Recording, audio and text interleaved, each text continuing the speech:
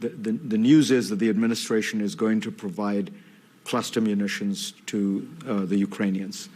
These are weapons that 100 nations ban, including some of our closest NATO allies. When there was news that the Russians might be using it, admittedly, against civilians, your then press secretary said this might be to constitute war crimes. What made you change your mind and decide to give them these weapons? Two things, Fareed, and it was a very difficult decision on my part.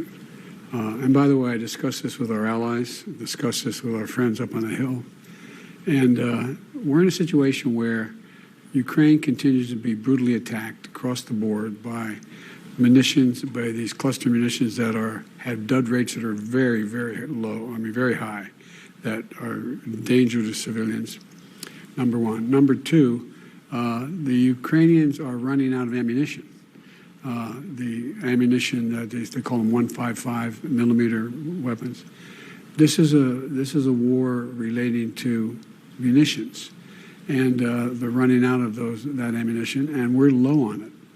And so what I finally did, took the recommendation of the Defense Department to not permanently, but to allow for, in this transition period where we get more 155 weapons, these shells for the Ukrainians, to provide them with something that has a very low dud rate. It's about I think it's 150, which is the least likely to be blowing, and it's not used in civilian areas.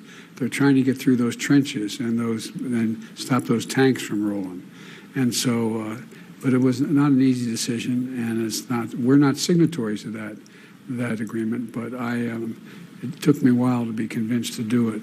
But the main thing is they either have the weapons to stop the Russians now keep them from stopping the Ukrainian offensive through these areas, or they don't, and I think they needed them.